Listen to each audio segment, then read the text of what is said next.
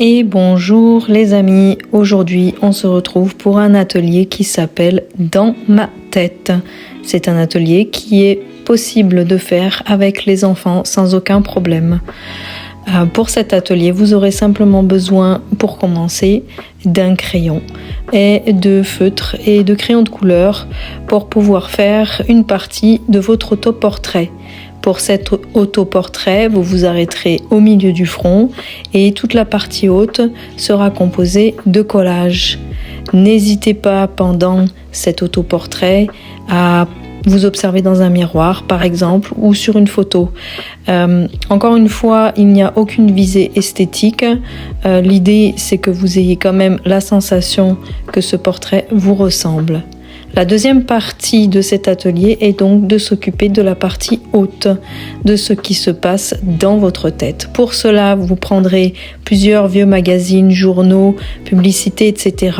Et de manière ultra spontanée, sans trop de réflexion, vous allez déchirer ou découper toutes les images qui vous attirent. Je vous suggère d'ailleurs de refaire cet exercice une autre fois pour voir les différences d'un jour à un autre, d'un moment à un autre.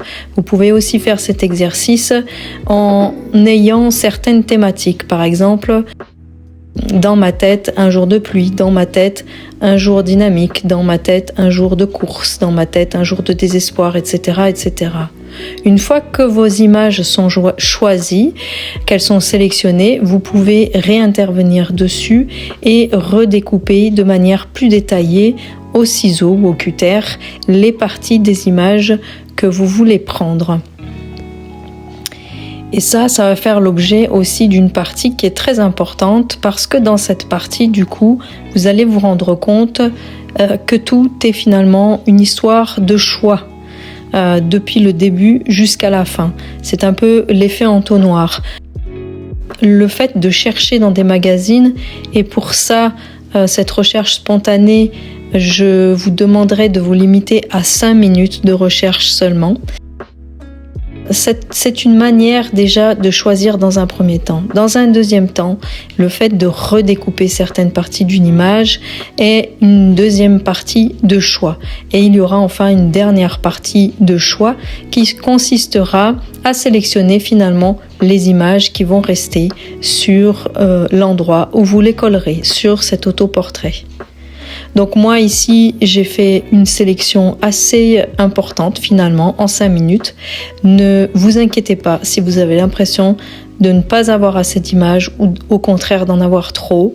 Si vous en avez trop, le choix va se faire de lui-même à la composition. Si vous n'en avez pas assez, vous aurez la possibilité soit d'en rechercher encore quelques-unes l'espace de quelques minutes, soit de dessiner des parties qui vous manquent. D'ailleurs, dans la partie de recherche d'images, vous pouvez tout à fait aussi choisir des mots, comme vous voyez que je l'ai fait moi-même.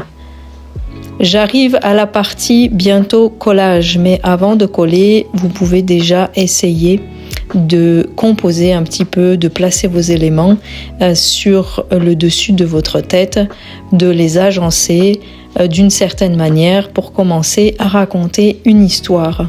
Vous vous rendrez compte à la fin de la vidéo que les images que vous voyez ici, finalement, je ne les ai pas toutes utilisées.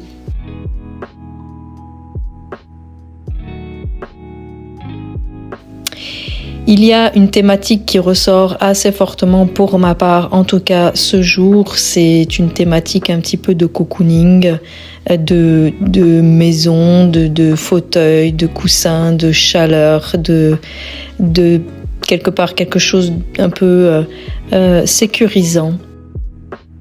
Avec la théière, la tasse remplie de chocolat aux épices.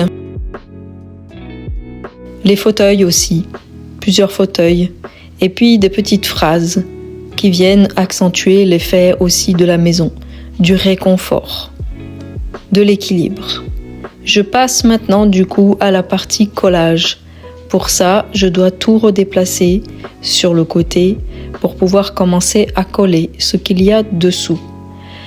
À cette étape-là, je pense recoller exactement de la même manière que j'avais mis les images et en fin de compte, vous vous rendrez compte que je ne vais pas choisir toutes les images et que je ne vais pas les coller de la manière dont je pensais le faire. Là aussi, restez très spontané, ne soyez pas trop dans la réflexion. Pour la colle, une colle bâton est suffisante ou une colle liquide comme vous voyez que j'ai ici. Je vous suggère de prendre une feuille de papier pas trop fine. Alors voilà, je commence à poser les choses. D'ailleurs, n'hésitez pas à me laisser en commentaire vos impressions sur ma composition. Je tiens à rappeler ici qu'un projet art thérapeutique se fait toujours dans le non-jugement vis-à-vis de l'autre et vis-à-vis de soi-même.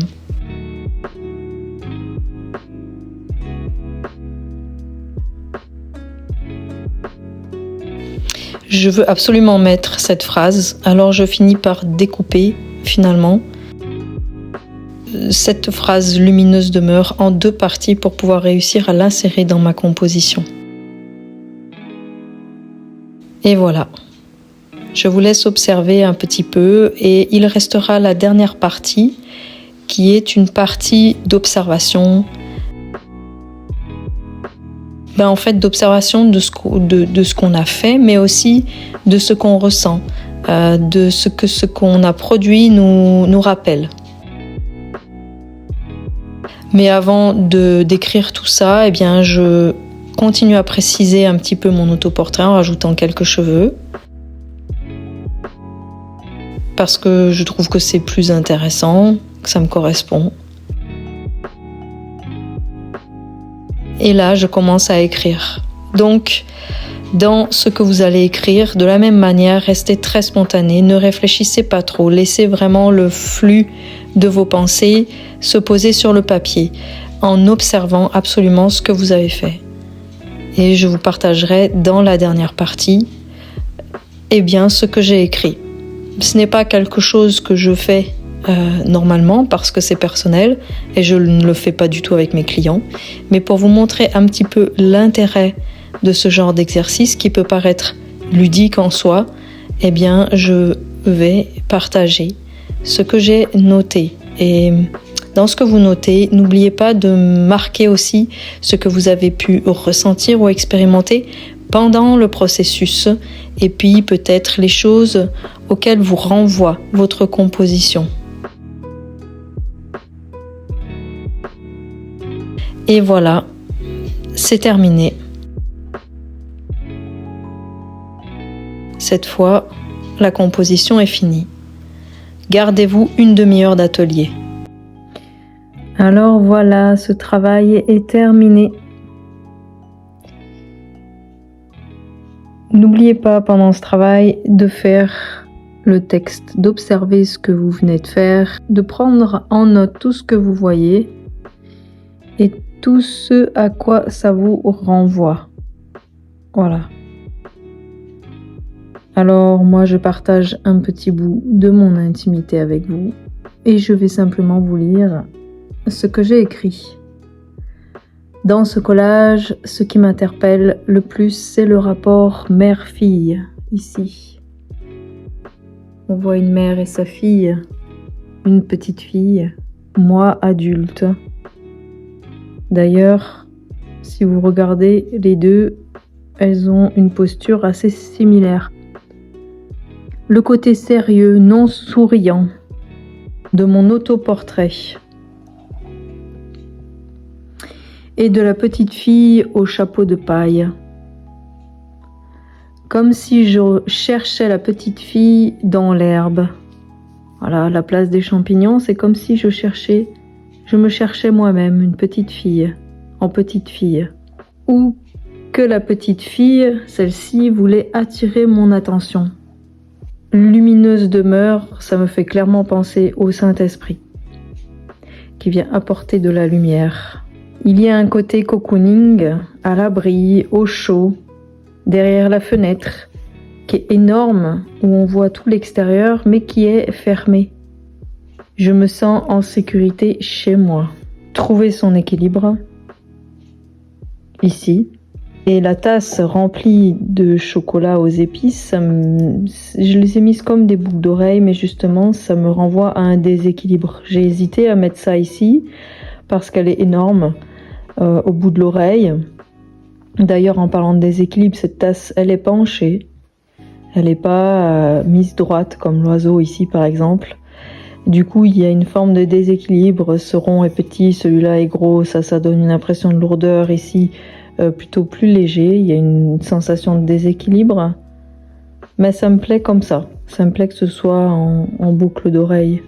Et puis du coup, ça me renvoie à la théière qui est là et à mon amour du café qui est une source de déséquilibre à certains moments. Mais l'oiseau, lui, il est là sur mon oreille, droit, posé, juste à côté de la petite fille au chapeau de paille. Il me parle du réconfort, justement. Il parle à la petite fille qui en fait me fait penser à moi. Hein. Il parle de réconfort à cette petite fille. Je ne peux du coup pas m'empêcher de penser à ma propre fille et au lien que j'entretiens avec elle. Je me sens à la fois absente, comme ici, assise sur le fauteuil, présente, je veux dire, et absente, le fauteuil est vide, dans ce rapport à cette petite fille, qu'est ma petite fille. Les fleurs et les feuilles coupées ici dans le plateau, qui sont en rond hein, d'ailleurs, qui peuvent faire office de chapeau, comme ici, ça a la même forme, ou de cerveau, tout ça, ça me renvoie à ma féminité. D'ailleurs, vous remarquez que ces deux personnages ont un chapeau sur la tête, ont quelque chose pour couvrir leur tête. Et du coup, c'est redondant avec ici. Par ailleurs, cette petite fille a une chemise à fleurs. Là aussi, c'est motif de nature. Et là aussi, motif de nature sur la robe de la maman. D'ailleurs, les mimosas sur cette tasse me renvoient aussi à ma féminité. À la féminité même de manière générale. Si on regarde les champignons aussi, ils sont composés d'un chapeau. C'est quelque chose qui revient, comme quelque chose qui est important, couvrir sa tête. La maman qui sourit en haut à sa petite fille, elle fait beaucoup contraste avec ces deux personnages, dont mon autoportrait, qui ne sont pas souriants, eux. Et l'appareil photo en haut, au milieu, qui dépasse d'ailleurs de la feuille. Et d'ailleurs, je vous invite à ne pas hésiter à dépasser de la feuille, voire même à prendre une autre feuille vers le haut si vous en ressentez le besoin. Et bien cet appareil photo, ça me fait un peu comme une webcam, une caméra qui peut faire un selfie et qui m'observe moi, caché, mais qui m'observe moi. Donc ça fait un peu comme si je me regardais moi-même en fait, comme si je m'observais quand même. Et puis, la dernière chose que j'ai notée, c'est que cette petite bouche fermée, en fait, ça me renvoie vraiment à mon enfance. D'ailleurs, cette bouche aussi, elle est fermée, elle n'est pas très grande. Et cette bouche aussi est fermée et elle est petite. Ça me ramène à mon enfance, ça me fait penser à mon enfance parce que j'étais une petite fille plutôt silencieuse, assez introvertie, qui était pas mal dans le silence. Bon, c'est quelque chose qui a énormément changé. De la même manière, ça me renvoie à ma fille, à moi, du coup, de me dire de faire attention à être quand même dans l'écoute vis-à-vis d'elle, parce que j'ai souvent eu l'impression de ne pas être entendue, de ne pas être vue, de ne pas être regardée. Et voilà, on peut pas être parfait, mais du coup, voilà à quoi ce travail qui s'intitulait « Dans ma tête » me fait penser. Donc là, je vous ai offert une petite bulle d'intimité pour vous montrer à quoi peut servir cet exercice qui est psychothérapeutique, qui est art thérapeutique, qui n'est pas un exercice en l'air comme ça à prendre à la légère et qui est important à observer déjà soi-même, mais aussi en vis-à-vis avec un thérapeute. Voilà, soyez bénis les amis.